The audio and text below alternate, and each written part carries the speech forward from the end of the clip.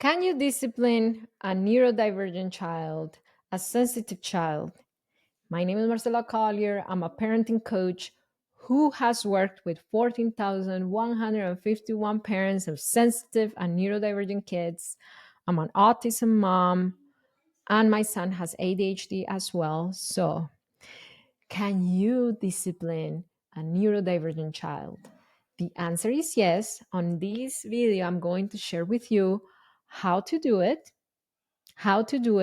so your child learns how to relate to people and to himself, to herself, to one another peacefully. And I wanted to start there because you have a special needs child. That doesn't mean that they cannot learn. They can at their pace, in their own way. They might have a unique method that you need to apply to teach them better behavior. That doesn't mean they cannot learn. Okay? So I'm going to tell you how I discipline my son and how I help so many parents discipline their neurodivergent children and sensitive kids in a way that it's true to their values, that doesn't damage the child or the relationship with the child, their self-esteem. But before we go there, if you want to be a secure parent who raises secure, sensitive, and neurodivergent kids, this is the channel for you. My mission is to help you break free from reactivity and parent your children with a lot more peace. Subscribe to my channel, hit the notification bell if that's the kind of content that you want to keep watching. Okay, so what is discipline? First of all, because discipline is not a consequence, it could be a part of it. Discipline is basically our sensitive and neurodivergent kids knowing better. Knowing better. So let me tell you an example. My brother, he has Down syndrome and he has autism level 3. He is nonverbal. So he communicates with his body a lot. So what happens? He was coming to my autistic son, and to get his attention, he would go to him and just tap him on the shoulder, tap him on the shoulder. And my autistic son that has sensory needs would jump out of the couch and yell, "Don't do that," because it was so overbearing for him. So, can I discipline? Can I really discipline a child level 3 autism with Down syndrome, nonverbal, and an autistic child with ADHD? The answer is yes, I was able to do so. And how? By teaching them the skills they need to communicate their needs. So it worked for my brother to communicate his need for connection, tapping on the shoulder. That was the thing that my mom taught him. And it works for many people except for my autistic son because of his sensitivities. So we had to teach him a better way of communicating his needs. If you want to discipline your sensitive neurodivergent child in a way that is effective, you need to understand what's the need or the feeling or the thing they're trying to communicate and equip them with better ways of communicating that need. It's not about the the consequence or the punishment, or you're not gonna have this, we're not gonna do that, if you don't listen to me then this. No, it's about what's the skill that we need to teach them.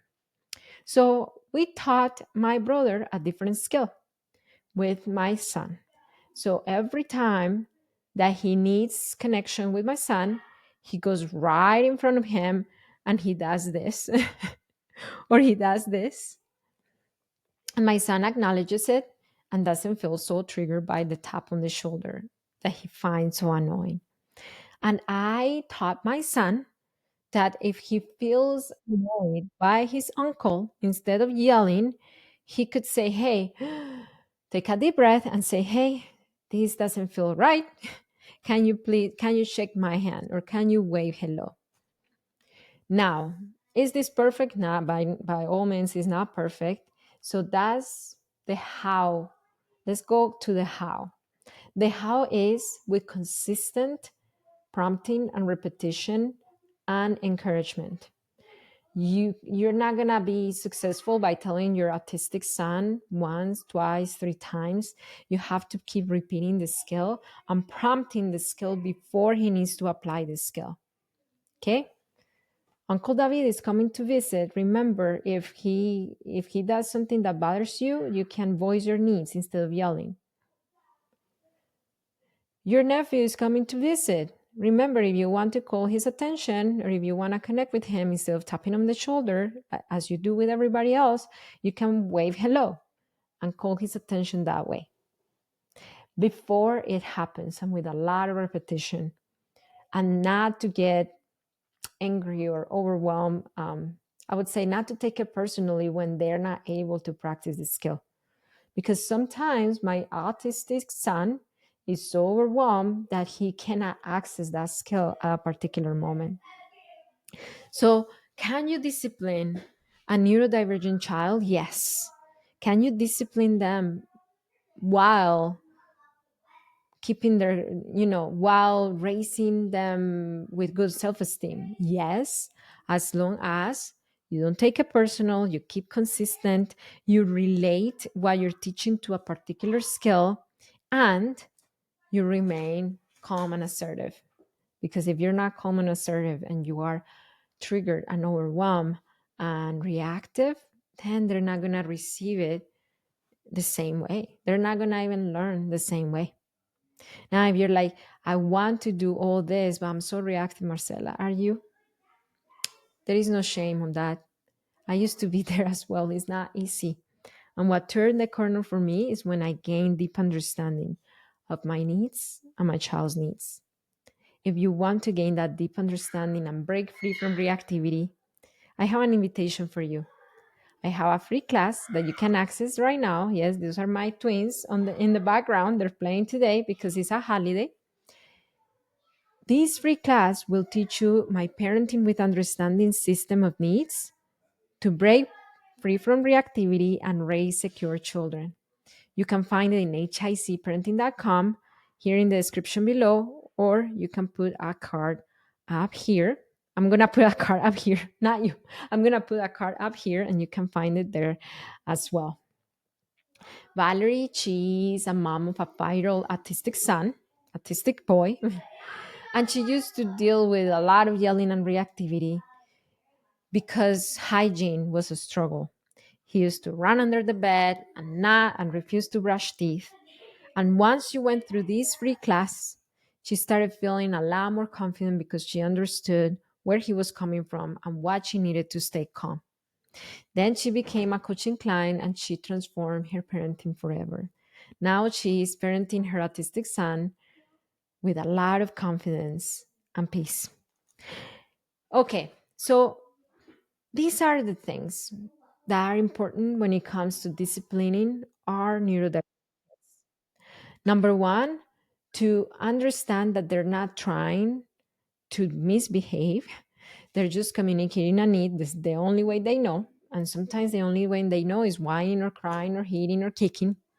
And we need to understand what that need is, what that missing skill is, and teach it with consistency and with patience.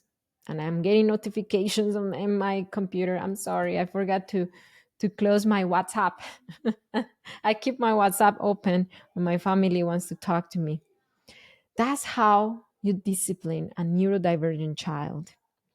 If you found this video helpful, will you share it with a friend, with your spouse, with your sister? Tell them, hey, this is how you discipline a neurodivergent child, an autistic child, an ADHD child. And I want you to remember that it only takes understanding of yourself and of your children's needs to raise secure children. I'll see you next time. Bye.